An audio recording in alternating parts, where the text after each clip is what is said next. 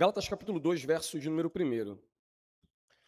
14 anos depois, subi outra vez a Jerusalém com Barnabé, levando também a Tito. Subi em obediência a uma revelação e lhes expus o evangelho que prego entre os gentios, mas em particular aos que pareciam de maior influência, para que de algum modo não correr ou ter corrido em vão. Contudo, nem mesmo Tito, que estava comigo, sendo grego, foi constrangido a circuncidar-se. E isto por causa dos falsos irmãos que se entremeteram com o fim de espreitar a nossa liberdade que temos em Cristo Jesus e reduzir-nos à escravidão, aos quais nem ainda por uma hora nos submetemos, para que a verdade do Evangelho permanecesse entre vós. E quanto àqueles que pareciam ser de maior influência, quais tenham sido outrora, não me interessa, Deus não aceita a aparência do homem. Esses digo que me pareciam ser alguma coisa, nada me acrescentaram, antes, pelo contrário, quando viram que o evangelho da incircuncisão que me fora confiado, como a Pedro da circuncisão, pois aquele que operou eficazmente em Pedro para o apostolado da circuncisão, também operou eficazmente em mim para com os gentios, e quando conheceram a graça que me foi dada, Tiago, Cefas, que é Pedro, e João, que eram reputados colunas, me estenderam a mim e a Barnabé, à destra da comunhão, a fim de que nós fôssemos para os gentios e eles para a circuncisão, recomendando-nos somente que nos lembrássemos dos pobres, o que também me esforcei por fazer. Vamos orar mais uma vez? Senhor, em tua presença estamos e pedimos o auxílio do teu Espírito, a iluminação para compreendermos a tua palavra, sermos instruídos, ensinados, exortados, corrigidos, se necessário, a fim de que sigamos o reto caminho. Fala-nos, ó Deus, através do poder da tua palavra. Ensina-nos. Em nome de Jesus, que nós, Senhor, estejamos hoje sempre escondidos atrás da tua cruz e a tua glória somente resplandeça sobre nós. Receba ao fim de tudo, Senhor, a honra que é devida tão somente a ti. É o que nós oramos em Jesus.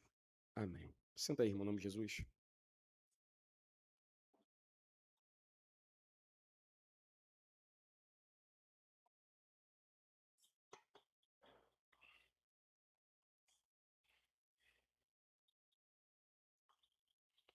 Há um só evangelho, não existem vários, ou dois, ou três. Há um só evangelho.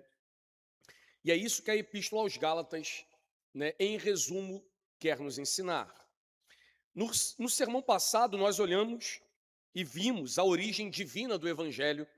Vimos que o evangelho não é cata antropo, não é segundo o homem, não é criação humana, mas o evangelho, ele vem de Deus. E para explicar isso, temos utilizado aqui uma ilustração, para essa série de sermões em Gálatas, que fala sobre aquele relógio pendurado na parede.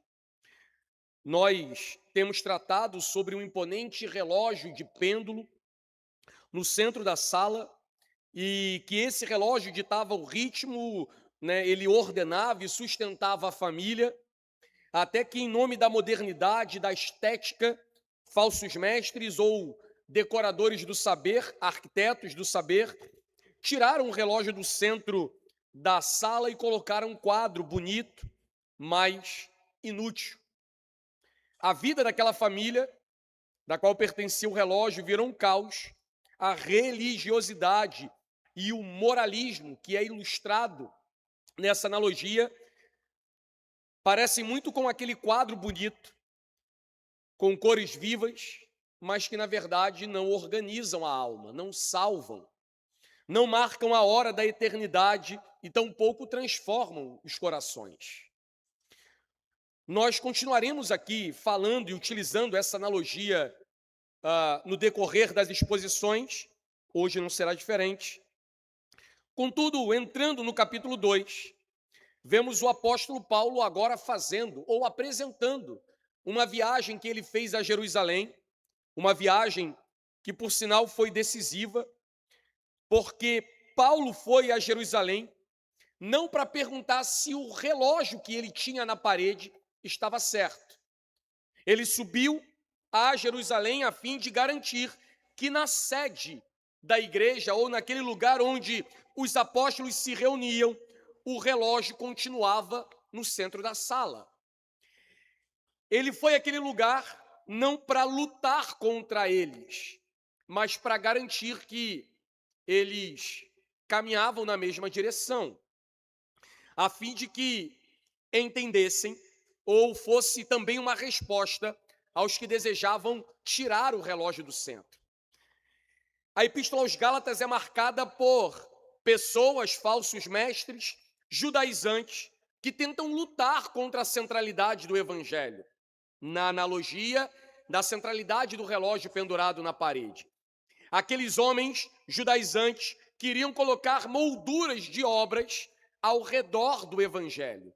Queriam tirar o Evangelho do centro e colocar pinturas. O que a gente precisa ter em mente aqui na leitura agora do capítulo 2? O tema central desse capítulo é o Evangelho da justificação pela fé, sem as obras da lei. Que é o Evangelho? O Evangelho é o Evangelho da justificação pela fé, sem as obras da lei. Isso é contrário àquilo que os caluniadores e os falsos mestres que se introduziram à igreja, estavam fazendo, porque afinal eles estavam difundindo, um evangelho de obras. Os homens precisavam circuncidar, precisavam obedecer à lei, precisavam de uma série de subterfúgios, ou coisas além do evangelho. Para que possamos entender a mentalidade do apóstolo e não perdermos aqui o fio da exposição, o que a gente precisa aprender, entender aqui, irmãos? Em primeiro lugar, que o apóstolo Paulo, ele tem tomado conhecimento de que a igreja que foi plantada por ele na região da Galácia, ela tem sido invadida por mestres, falsos mestres, de cunho judaizante, e que tentam, de alguma maneira, desvirtuar o ensino impetrado por ele. Aquilo que ele ofereceu à igreja, aquilo que ele deu à igreja, tem sido desvirtuado por esses mestres judaizantes, obrigando irmãos a seguirem a lei, como se o cristianismo fosse apenas uma outra face do judaísmo, tentando juntar cristianismo e judaísmo. Com pouca atenção na leitura, alguém pode concluir que o problema era apenas a circuncisão que os judaizantes estavam impondo aos irmãos recém-convertidos da Galácia. Ou mesmo que esses talvez apenas quisessem que esses fossem circuncidados e que observassem algumas práticas da lei. No entanto, irmãos, o apóstolo Paulo, ele entende a profundidade do problema. O problema é complexo e é grave também. Por quê? Os judaizantes aqui, eles estavam oferecendo uma religião de obras. Eles estão ensinando que a justificação vem pelo que fazemos, vem pelas obras que realizamos, pela obediência às ordenanças da lei. Embora alguém desavisado, alguém pouco atento, possa concluir que eles nada mais queriam do que talvez um quipar sobre a cabeça, Talvez que aqueles irmãos observassem o som do chofar, ou que aqueles irmãos talvez, celebrassem as festas judaicas. O apóstolo Paulo entende que aqueles judaizantes, na verdade, estão oferecendo, um outro evangelho que, na verdade, não é evangelho, senão uma tentativa de desvirtuar o caminho de Cristo. O apóstolo, ele tem conhecimento detalhado do que vem acontecendo dentro da igreja, que afinal foi plantada por ele mesmo. Porque os falsos mestres, eles não apenas ensinavam algo diferente do evangelho, mas também atacavam a reputação do apóstolo Paulo, questionando sua legitimidade como apóstolo e, assim, consequentemente, gerando dúvida na sua mensagem. Isso é interessante, irmãos, porque esses caras aqui que se introduziram à igreja, eles estão criando divisão dentro da igreja, colocando em dúvida o apostolado de Paulo, do apóstolo Paulo, bem como afirmando que ele prega um evangelho diferente daquele pregado pelos apóstolos de Jerusalém. Para esses judaizantes, aspas aqui, verdadeiros apóstolos. E isso é o que está em questão no que Paulo está tratando a igreja da Galácia. Portanto, temos ainda aqui no capítulo 1, o apóstolo argumentando o que vimos aqui nos sermões anteriores, que ele não está buscando, por exemplo, agradar a homem algum. Sua mensagem não visa, ser apreciada pelos homens. O apóstolo Paulo não está buscando a aprovação de qualquer grupo dentro da igreja.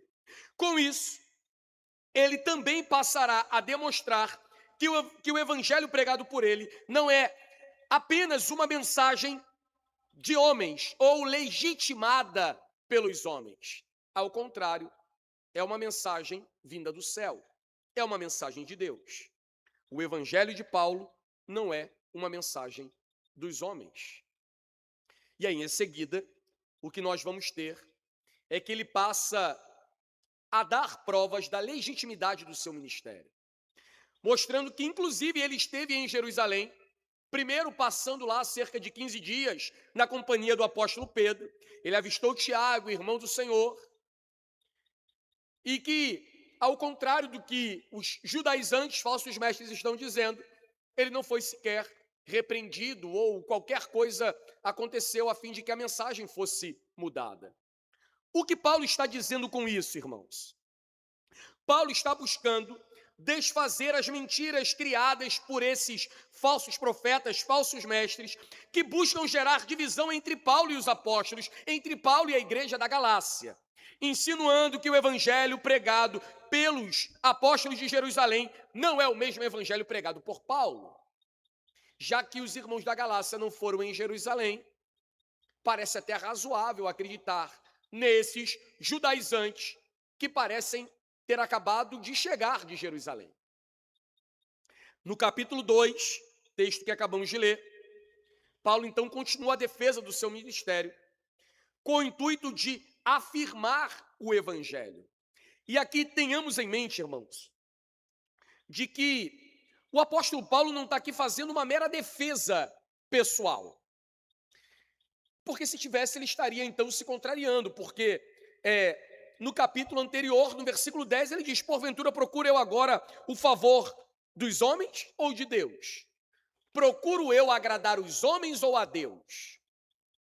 Portanto, essa defesa que ele faz do seu ministério é, na verdade, uma defesa do evangelho. Não é meramente uma defesa que visa legitimar quem ele é. Estão falando mal de mim, deixa eu me defender. Não é isso. Na verdade, os argumentos de Paulo não visam, como eu disse, compreensão ou aprovação dos homens que ali estão. Quando ele testemunha sua ida para Jerusalém, o que ele está buscando fazer com isso é demonstrar a unidade do evangelho. O evangelho pregado aqui na Galácia é o mesmo evangelho pregado em Jerusalém. E acredito que com essa explicação a gente consiga entender a mensagem, já que eu acho que eu já fiz a exposição toda aqui daquilo que está nesses versículos aqui do capítulo 2. O apóstolo Paulo está dizendo: olha, irmãos, eu estive em Jerusalém e eu posso afirmar para vocês que o que vocês escutam aqui é aquilo que tem sido pregado em Jerusalém. Aquilo que vocês escutam aqui tem sido pregado pelos melhores pregadores que vocês consideram lá em Jerusalém. Pedro tem anunciado o mesmo evangelho, Tiago tem anunciado o mesmo evangelho. Bem, João tem anunciado o mesmo evangelho. Os apóstolos, os verdadeiros, aqui aspas, que vocês consideram, eles estão anunciando esse mesmo evangelho. Bem, vamos ao texto e eu acredito que essa nossa reflexão ela vai se aprofundar. Verso 1 e 2, 14 anos depois, subi outra vez a Jerusalém com Barnabé, levando também a Tito. subi em obediência a uma revelação e lhes expus o evangelho que prego entre os gentios, mas em particular os que pareciam de maior influência, para que de algum modo não correr ou ter corrido em vão. No primeiro sermão, eu falei das viagens de Paulo a Jerusalém. Nós temos registro de ao menos 5 viagens do apóstolo Paulo. No primeiro sermão eu falei exatamente dessas 5 viagens, apresentando cada um dos capítulos, dos textos que falam dessas viagens. Uma das questões referentes a essa epístola é saber a qual viagem aqui Paulo está se referindo. Sabemos que a princípio não é a primeira viagem que ele fez, porque tem um episódio interessante com a primeira viagem que Paulo faz a Jerusalém, né? Paulo é um fariseu, ele é um cara letrado, afinal aprendeu aos pés de Gamaliel, e na primeira viagem que Paulo faz a Jerusalém, Paulo tem um objetivo que é ajudar a igreja que é perseguida em Jerusalém. Paulo tem uma ideia de que ele pode ser aí um braço forte para ajudar a igreja a se estabelecer em Jerusalém, haja visto que aqueles da sua antiga religião são os perseguidores da igreja. E em Jerusalém ele rapidamente é tirado da cidade, né, colocado aí meio que para fora da cidade. E isso, de certo modo, trabalha o coração de Paulo. Bem, talvez em uma outra exposição a gente trate sobre esse episódio que é um tanto interessante. Mas não estamos falando aqui da primeira viagem. Alguns comentadores dizem que essa aí é aquela viagem que está registrada no capítulo 15 de Atos, né? A viagem do concílio, quando, então, Paulo e Barnabé chegam a Jerusalém a fim de tratarem aspectos do evangelho, que agora, por meio de Paulo e Barnabé, está sendo pregado entre os gentios. Como eu sempre digo assim aos irmãos em conversa, eu não gosto muito de me prender ou de me atentar a questões que não trazem nenhum proveito prático ou aplicação prática para o texto, né? Portanto, eu apresento isso somente como tom de informação sobre, né, a que viagem ele se refere quando diz que 14 anos depois subiu a Jerusalém. Bem, portanto, entendemos que Paulo foi lá depois da sua primeira viagem, e o que Paulo está fazendo em Jerusalém? Ele está trabalhando fielmente, em silêncio, pregando o evangelho, seja na Síria, na Cilícia, em Antioquia. E entende-se que há uma necessidade de que ele vá, portanto, a Jerusalém, a fim de discutir aspectos desse evangelho, porque aparentemente parece estar havendo aí uma distorção sobre esse evangelho pregado aos não-judeus, né, aos gentios como nós. Bem, nós temos aqui um ensino, que eu diria bíblico, pastoral, acerca dessa viagem de Paulo. Nós vivemos em uma época de muita urgência e promoção, né? Nós vivemos em uma época onde os homens querem aprovação imediata, querem curtidas, querem aceitação. Paulo nos ensina com a sua vida, né, que ele não tinha pressa de provar quem ele era, de provar o seu apostolado, de provar o seu ministério, a liderança de Jerusalém. Ele mesmo, nessa epístola, ele disse que uma vez que ele foi chamado, ele não consultou nem carne nem sangue, ao contrário, ele foi e começou a pregar o evangelho que ele havia recebido do Senhor Jesus. Ele espera em silêncio o tempo de Deus, e quando ele vai a Jerusalém, conforme o verso 2 diz, ele sobe por meio de uma direção de Deus. O texto diz, por revelação. O verdadeiro servo de Deus, e essa é a lição, ele sabe descansar no relógio de Deus. Ele sabe que a aprovação daquilo que ele é e daquilo que ele faz não vem dos homens, ao contrário, vem do céu. Veja só, irmãos, a viagem que Paulo descreve aqui não é uma viagem a turismo, não é uma viagem a passeio. Quando a gente junta aqui esse texto com o de Atos 15, nós descobrimos que Paulo está diante de um dos momentos mais críticos ou cruciais da igreja primitiva. Aquela reunião dos líderes, dos apóstolos em Jerusalém, que aconteceu aí por volta do ano 50. Eles estão ali a fim de discutir as ameaças que a igreja tem sofrido. Entre elas, os judaizantes que haviam descido da Judéia, ensinando pelas igrejas que haviam sido plantadas pelos apóstolos, que se os gentios não fossem circuncidados, segundo o ensinamento e os costumes de Moisés, eles não poderiam ser salvos. Imagine a situação. Paulo, Barnabé e tantos mais estão plantando igreja, estão ensinando o evangelho, ganhando pessoas para Cristo. E aí, irmãos judaizantes estão saindo de Jerusalém e passando por essas regiões onde a igreja havia sido plantada e dizendo que se eles não observassem a lei de Moisés, eles não iriam para o céu. Ah, pregaram o evangelho, mas não falaram para vocês que vocês tinham que fazer isso? Sério? Vixe, pois então pregaram só metade da mensagem. A continuação dela é que vocês precisam guardar o sábado. A continuação dessa mensagem é que, bem, a grande pergunta, irmãos, toda a atenção desse capítulo, eu diria desse livro, se resume a uma crítica monumental, que vem de uma pergunta teológica. Cristo é suficiente para a salvação? Em outras palavras, é necessário exigir de um pecador que já abraçou a Cristo com fé viva, gerada em seu coração, que ele também guarde ordenanças humanas e cerimoniais para que a sua salvação seja garantida? Te pergunto, e aí?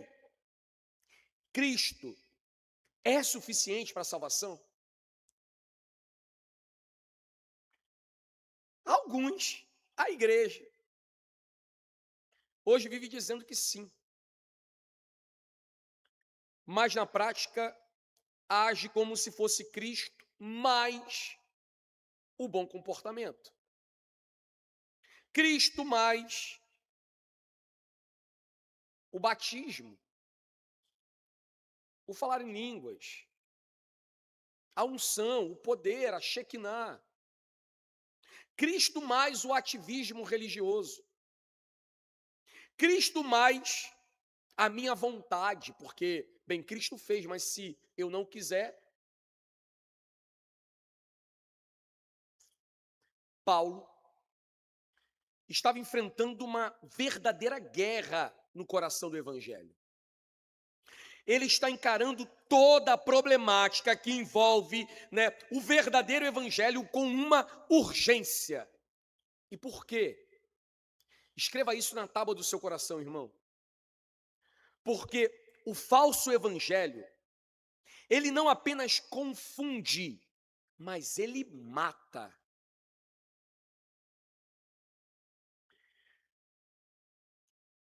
O erro aqui é sutil. Perceba só essa gravidade. Os falsos mestres, eles não estão negando a Cristo. E aí eu volto aqui à analogia, Eles não disseram, olha, tira esse relógio da sala, joga fora, descarta. Eles disseram, bem, o relógio é ótimo, madeira de lei, boa. Ele tem o seu valor, ele é essencial, mas, todavia, entretanto, para que a sala fique realmente perfeita e Deus aceite vocês, vocês precisam colocar essa moldura ao redor dele. Sem essa moldura da circuncisão, da lei, da religião mosaica, o relógio não tem o seu valor.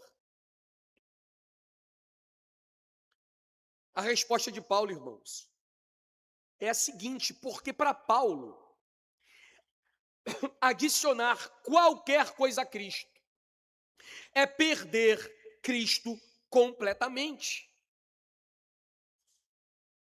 O nome disso é sinergismo. Existem duas palavras que são palavras de cunho teológico e que descrevem a operação da salvação. Nós, cristãos reformados, somos totalmente monergistas. Pastor, o que é monergismo? Bem, Jonas 2:9. Ao Senhor pertence a salvação. É Deus quem salva. Sinergismo é a mistura do esforço humano com a graça divina. Deus lança a boia se você não segurar. Bem, Jesus morreu na cruz, mas se você não quiser. Isso é sinergismo. Todo cristão bíblico, ele é monergista e sinergista no que diz respeito à responsabilidade. Bem, a salvação pertence a Deus e a santificação é responsabilidade minha. Sinergismo. Jesus me salvou, monergismo. E eu caminho na presença dele, esforçando-me dia a dia a viver em conformidade com a salvação que eu recebi, porque afinal, salvo sou. Sinergismo. Todo sinergismo leva ao desastre. Toda a ideia sinergista de que eu posso ajudar a Deus, as coisas dependem de mim, eu tenho capacidade de resolver problema, Deus não precisa entrar nessa guerra, não precisa se apresentar. Senhor, tu me fez uma promessa, fica tranquilo, eu resolvo. Sara, Agar, Abrão, Ismael, como resultado disso, e toda a luta enfrentada até hoje. Quando tentamos ajudar a Deus com nossas obras carnais, sempre geramos escravidão. A cruz de Cristo não precisa de muletas, não precisa da nossa ajuda. A graça não aceita complementos. No verso de número 2, o apóstolo Paulo disse o seguinte: subi em obediência a uma revelação, Deus me mandou ir, e lhes expus o evangelho que prego entre os gentios, mas em particular aos que pareciam de maior influência.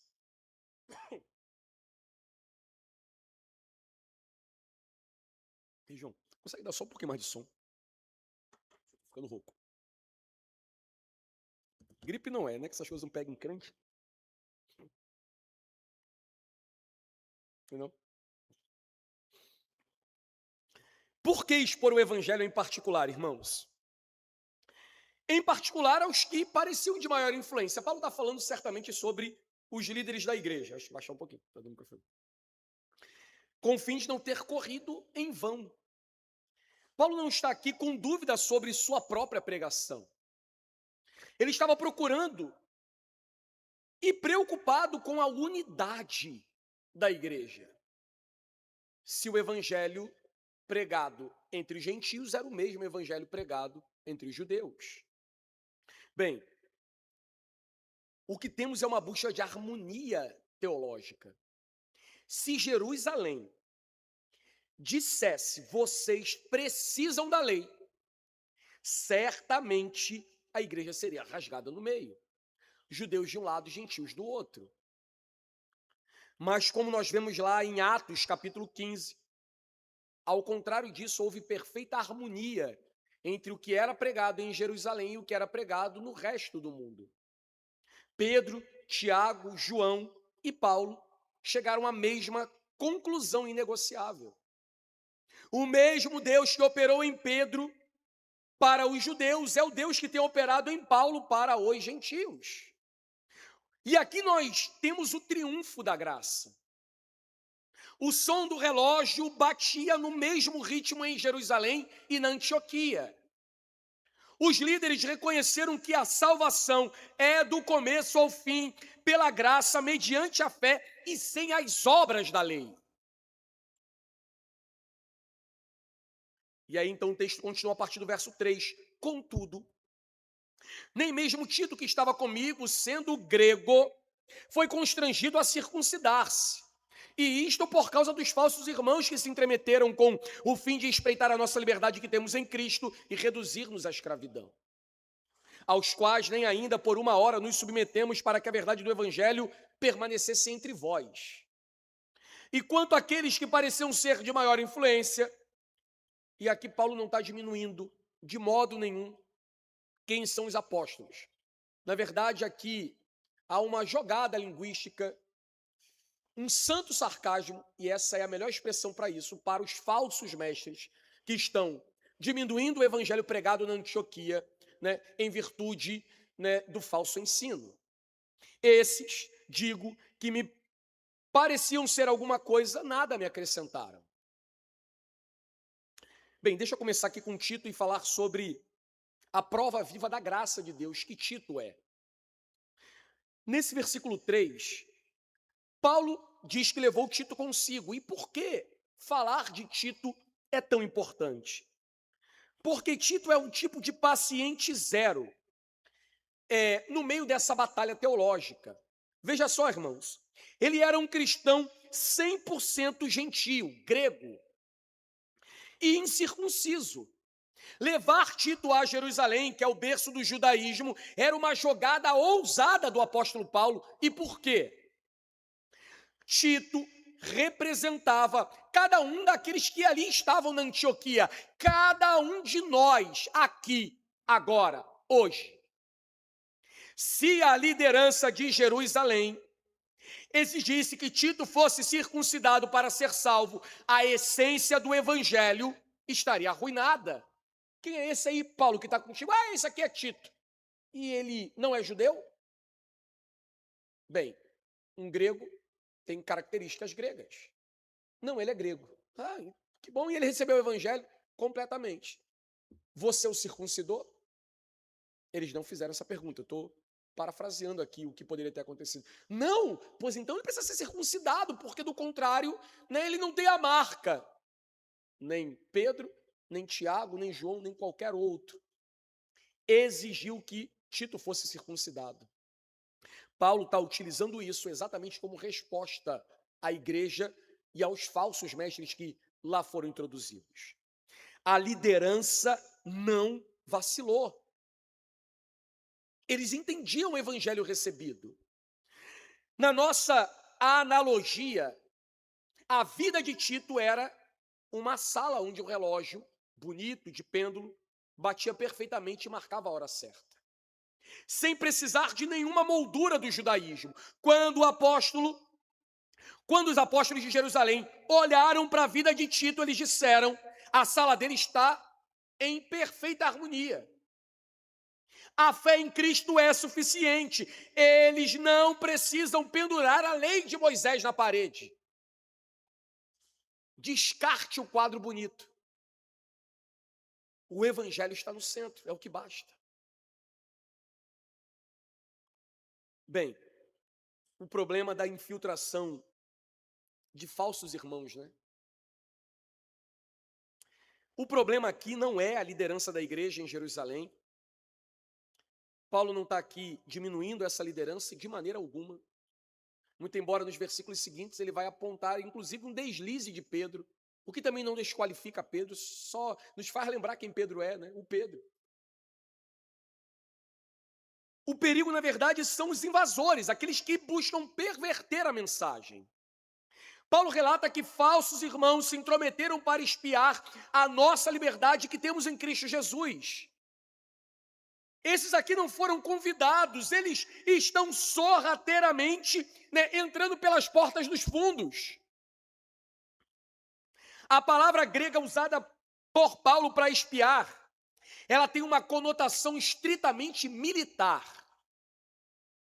é o batedor que se infiltra no campo de batalha para descobrir, os pontos fracos do inimigo. O que eles estavam fazendo, irmão? A escravidão, muitas vezes, ela vem com certas sutilezas, O que eles odiavam? O que esses falsos mestres não gostavam? Eles não gostavam da nossa liberdade. E presta muita atenção no que eu vou te dizer. Essa liberdade nunca é libertinagem. Nunca é o direito de pecar. É a paz maravilhosa de saber que nossa salvação não depende de nosso suor no cumprimento da lei. O objetivo desses espiões era nos reduzir à escravidão religiosa. Não pode isso, não pode aquilo, não toque aquilo, não faça aquilo outro. Suba monte, desça monte, beba água, não beba água, coma comida, não coma comida, corte cabelo, não corte cabelo. A religiosidade carnal sempre busca nos reduzir à escravidão. A religiosidade carnal é escravidão. É como uma mosca presa numa teia de aranha. Quanto mais o homem luta para alcançar a Deus pelos seus próprios méritos, mais enredado e escravo do seu fracasso ele é. Sinergismo não gera paz, gera cativeiro. Fuja do sinergismo. No verso 5 nós temos a resiliência, que é a resistência de Paulo. Como Paulo reage a esses legalistas? Ele busca um acordo de cavalheiros? Ele tenta o caminho do meio para evitar a polêmica? Não, nenhuma dessas coisas. O versículo 5 troveja dizendo, aos quais nem ainda por uma hora cedemos. Tu acha mesmo que a gente vai ceder para esses caras? Nenhuma hora. Nós não demos trégua, nós não sentamos para dialogar, para fazer um acordo. Não tem acordo com falso mestre, com falso evangelho. Todos eles são anatemais, malditos. Ai, mas calma, eles fazem coisa boa, eles fazem sopão na rua. Ai, olha, você não sabe, mas não tem evangelho? Anátema. Trazem uma outra mensagem diferente da mensagem da cruz? Bem, você pode não gostar, mas é anátema. Não adianta fazer biquinho, não adianta achar ruim, é o que o texto diz. Paulo diz, e ainda que eu mesmo pervertesse essa mensagem, anátema seria. Paulo não recua 1 milímetro. Por quê?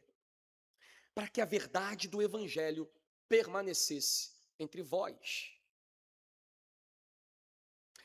Bem, os irmãos sabem disso, a gente conversa muitas vezes.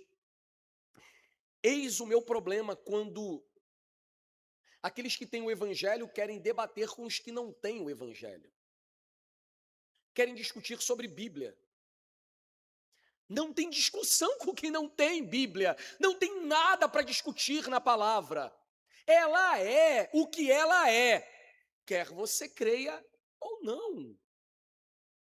Bem, se você não crê, quem perde é você. Ela continua sendo o que ela é. Certo estava, e que Deus me dê a graça de repetir o que Martin Lloyd Jones fazia. Como ele nunca encontrou nada para debater na Bíblia, ele nunca participou de um debate. Porque, afinal, ela é a santa, justa e perfeita palavra de Deus. Bem, temos uma lição disso aqui. Irmãos, escutem isso, Paulo era, de muitas formas, um homem flexível. Ele era flexível com muitas coisas. Ele mesmo testemunha isso, por exemplo, lá em 1 Coríntios. Fiz-me fraco para ganhar os fracos. Fiz-me tudo para com todos. Se o assunto fosse preferência, Paulo certamente cedia. Mas quando o núcleo do evangelho, a justificação exclusiva pela fé, está sendo atacada, Paulo se torna uma rocha irremovível. Se deixarmos os decoradores mexerem no relógio por apenas uma horinha, eles destruirão a casa inteira. Você não pode negociar o centro da sala. A inflexibilidade de Paulo em Jerusalém garantiu que o verdadeiro evangelho chegasse puro na Galácia e chegasse até nós no século 21.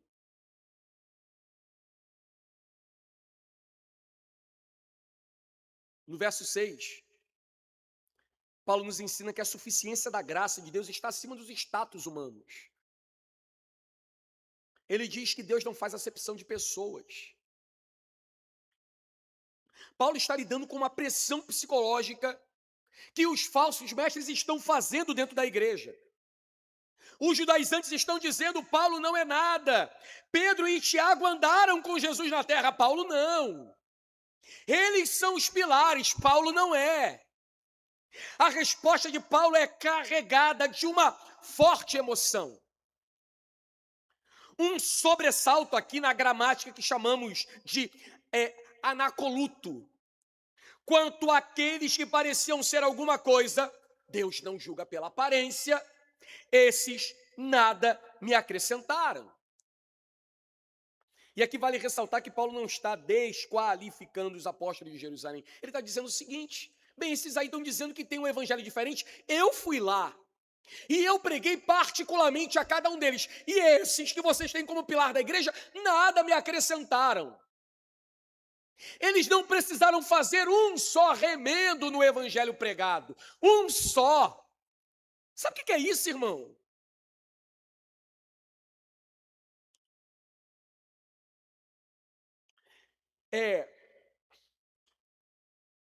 A verdade que Paulo utiliza carrega um tom duro.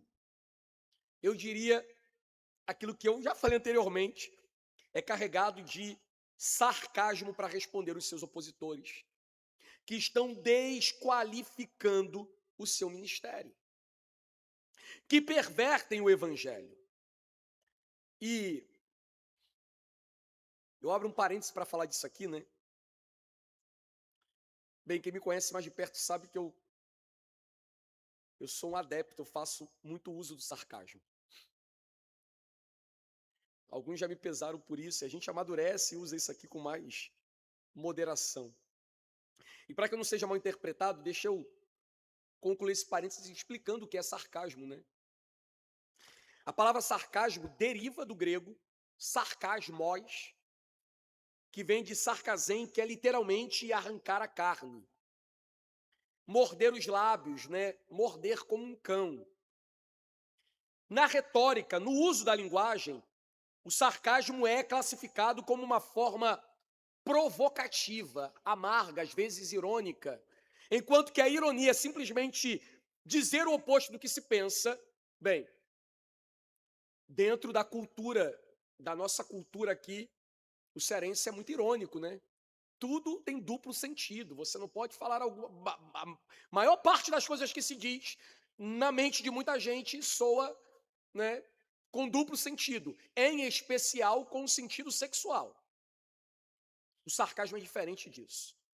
Ele tem um alvo objetivo, ele visa desconstruir, muitas vezes expor ao ridículo ou ferir intelectualmente um argumento. A postura, a conduta de um oponente. O sarcasmo pode ser bom?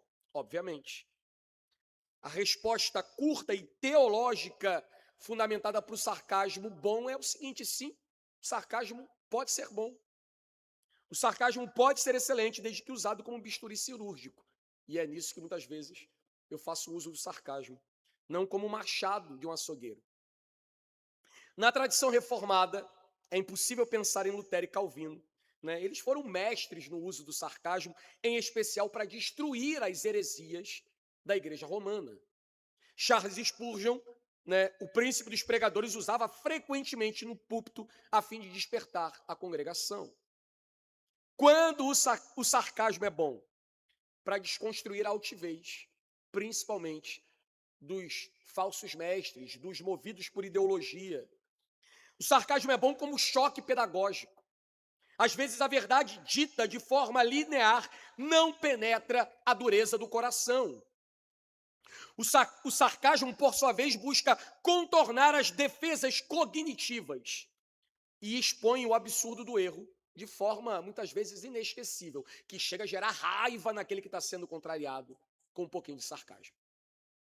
Bem, como pastor, eu digo que o sarcasmo é importante para defender o rebanho. Paulo faz uso disso em Gálatas, por exemplo, usando isso contra os lobos. Fará uso disso escrevendo aos Gálatas, fará uso disso escrevendo aos Romanos. Bem, dito isso, eu posso voltar para o texto. Paulo tinha um profundo respeito por Pedro e João, mas ele não idolatrava o currículo desses homens. As credenciais externas, o passado ou as posições de prestígio de um homem não impressionam Deus e não deveriam governar a igreja. E é interessante que Paulo já experimentou isso. Porque em sua primeira ida para Jerusalém, ele parece ter em mente que o seu currículo pode ajudar. E Deus tira ele de lá. Não, Paulo, tu não vai trabalhar aqui não. Tu pensou que eu te salvei para tu vir para Jerusalém? Não, eu te salvei para você ir para os gentios. Ah, o trabalho que eu tenho para você é muito mais difícil, Paulo. Vai por mim. O relógio, irmãos, pendurado na parede não precisa de melhorias. A mensagem de Paulo era completa. Quando Cristo é o centro absoluto, a obra é inteiramente dele, do Senhor. Não há nada que Pedro, João ou nós mesmos pudéssemos acrescentar à obra consumada do Calvário. Portanto, Paulo está dizendo toda a mensagem pregada. O que eu recebi do Senhor, o que a gente acabou de celebrar, eu também vos entreguei. Essa mensagem não é uma mensagem minha, é uma mensagem do céu. Para concluirmos aqui, versos 7 ao 10. Antes, pelo contrário, quando viram que o evangelho da incircuncisão me fora confiado, como a Pedro da circuncisão. E aqui eu vou pular aqui esse parêntese. E quanto conheceram a graça que me foi dada, Tiago, Cefas e João, que eram reputados colunas, me estenderam a mim e a Barnabé, a destra da comunhão, a fim de que nós fôssemos para os gentios e eles para os da circuncisão, recomendando-nos somente que nos lembrássemos dos pobres, o que também me esforcei por fazer. Eu caminho aqui para o final desse sermão, tentando te fazer entender uma coisa aqui, né? Usando aqui a analogia do relógio. O mesmo relógio está na sala dos irmãos em Jerusalém e na sala dos irmãos na Galácia, na Antioquia. O fuso horário muda, a cultura muda, mas o relógio é o mesmo.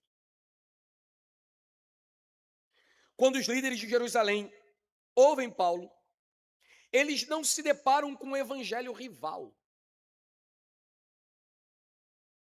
Paulo diz, eles viram que me tinha sido encomendado o evangelho aos incircuncisos, assim como a Pedro, o evangelho aos circuncisos.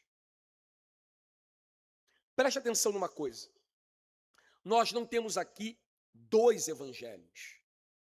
É a mesma mensagem salvífica aplicada em campos missionários diferentes. O mesmo Deus que opera poderosamente através de Pedro, operava eficazmente através de Paulo. Tiago, Pedro e João olharam para a pregação de Paulo e disseram: o relógio de pêndulo que você colocou no centro da sala dos gentios tem a mesmíssima engrenagem do nosso. O relojoeiro é o mesmo, o Espírito Santo. Ele opera eficazmente aqui e eficazmente lá. E nós precisamos entender isso hoje, irmão. Talvez os métodos possam variar. A cultura talvez possa ser diferente, o fuso horário pode mudar, mas a máquina que salva pecadores é exatamente a mesma. Um só evangelho é suficiente para todas as épocas, todos os climas e todos os povos. Não interessa se é judeu, bárbaro, cita, se é mexicano, australiano, americano, iraniano, se é chinês. É o mesmo evangelho pregado. Se é homem, mulher ou criança dentro daquela sala, o mesmo evangelho precisa ser pregado. Sem adaptações, sem inovações, sem atualizações, como alguns Kivixes aí salientam. Os apóstolos não receberam Paulo de má vontade. Eles o apoiaram com entusiasmo. Entregaram a destra, a direita da comunhão. O texto diz que eles viram a graça dada a Paulo. Eles deram a Paulo e a Barnabé a confirmação, um aperto de mão. No grego, essa comunhão é chamada de koinonia, uma aliança profunda, uma parceria de trincheira. Eles dividiram o campo de batalha. Paulo focaria os gentios e eles, os judeus. Mais tarde, eles também seriam espalhados. Os falsos mestres tentaram usar o nome de Pedro e Tiago para destruir o de Paulo. Mas na hora do aperto de mãos, o tiro saiu pela culatra. Imagine aqui a cena, irmãos. Nós temos ali reunidos 5 homens: Paulo, Barnabé, Tiago, Pedro e João. Isso nos ensina uma coisa muito interessante, de que o evangelho não é uma concha de retalhos. Nós não temos ali o evangelho de Paulo, e o evangelho de Tiago, e o evangelho de João, e o evangelho, nós temos o evangelho. Nós não temos vários. O evangelho não cria seitas, ele cria uma gloriosa harmonia.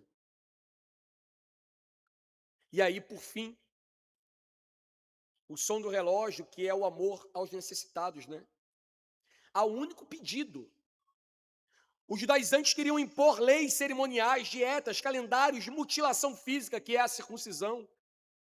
Mas a única estipulação que os colunas de Jerusalém pediram a Paulo é somente que se lembrassem dos pobres. Ortodoxia com ortopraxia. Doutrina e prática. Paulo responde: isso eu me esforcei por fazer. O grande pensador teológico era também um gigante na generosidade cristã. Lembra que os irmãos da Judéia estão passando necessidade e ele vai levar uma generosa oferta para eles lá? A verdadeira graça não produz teólogos de gabinete frio, mas de corações aquecidos pelo poder do Espírito Santo. Eu termino esse sermão dizendo algumas coisas sobre, trazendo 3 aplicações aqui sobre o que nós ouvimos. O que tudo isso significa para nós hoje, irmãos? Como manter o evangelho, usado aqui com a analogia do relógio, no centro da sala? Bem, eu tenho 3 aplicações que eu queria deixar para você. A primeira delas é: abandone o sinergismo e descanse na suficiência de Cristo. Toda vez que tentamos adicionar nossas obras, nossas tradições, o nosso bom comportamento como moeda de troca para a aceitação de Deus, irmãos, nós estamos aqui agindo como Sara e Agar e criando um problema gigantesco que vai tumultuar a nossa própria vida, como foi com a descendência de Abraão. O sinergismo, a tentativa humana de ajudar a Deus, só gera escravidão, confusão e hostilidade. Bem, uma ação que você deve tomar é: pare de tentar decorar a sala. Pare de tentar decorar o evangelho com moralismo. Arranque da parede do seu coração os quadros do mérito próprio. Cristo é suficiente. A justificação é sola fide, somente pela fé. Descanse na graça. E isso não é fraqueza, irmão. A única postura aceitável diante de Deus não é você fazer algo, mas é você descansar quando algo precisa ser feito, confiando no Senhor. Em segundo lugar, ofereça a destra da comunhão baseada no essencial.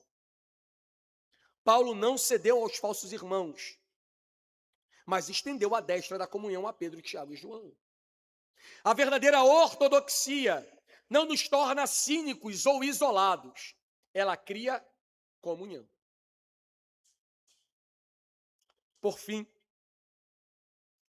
deixe o relógio ecoar o som do amor rigoroso na sua vida. E aí eu termino esse sermão com um apelo, né? O evangelho nos liberta da lei, como meio de salvação, mas não nos liberta para o pecado no sentido de uma vida libertina. A graça nos liberta para amar. Os apóstolos pediram uma só coisa a Paulo e a Barnabé: lembre-se dos pobres. Bem, sábado agora a gente tem uma ação social na igreja, né? Marcada aí há algum tempo. Ainda temos carecido de doações, né, para que a gente possa abençoar diversos necessitados ao redor dessa igreja. E de que nós, igreja, estejamos empenhados em realizar o trabalho. Evangelizando sexta, né, da tarde para a noite, aí sábado pela manhã e à tarde executando a obra. A prova que você entendeu a teologia da graça não é o quão bem você discute calvinismo na internet, mas é o quão abertas estão as tuas mãos para os necessitados. É quão pronto e hábil você se faz a fim de amar aqueles que precisam. Talvez um apelo final a você que está cansado do jugo da religiosidade.